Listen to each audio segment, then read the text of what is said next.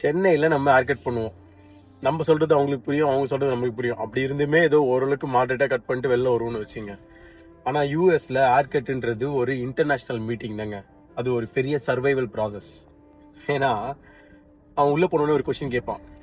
So what kind of cut do you like today அப்படின்னு சொல்லிட்டு அதை புரிஞ்சுக்கிட்டு அவனுக்கு ரெஸ்பான்ஸ் பண்றதுக்குள்ள நான் என்ன சொல்லுவேன், க்ளீன், ஷார்ட், லிட்டில் அந்த மாதிரி ஏதாவது சொல்லுவேன்.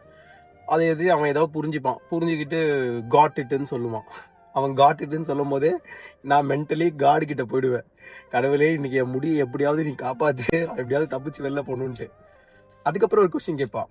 So fat, taper or texture அப்படின்னுவான். ஏன்டா நீ சொல்ற இந்த 3 பேரும் எனக்கு யாருன்னு தெரியாது, என் முடியை மட்டும் கொஞ்சம் லைட்டாக வெட்டி விடுறா அப்படின்னு மைண்டில் நினச்சிப்பேன். ஓவராலாக பார்த்தீங்கன்னா ஒரு 100% அட்ஜஸ்ட்மெண்ட் தான் இது. ஒரு வழியாக முடி வெட்டிட்டு வெளில வருவோங்க.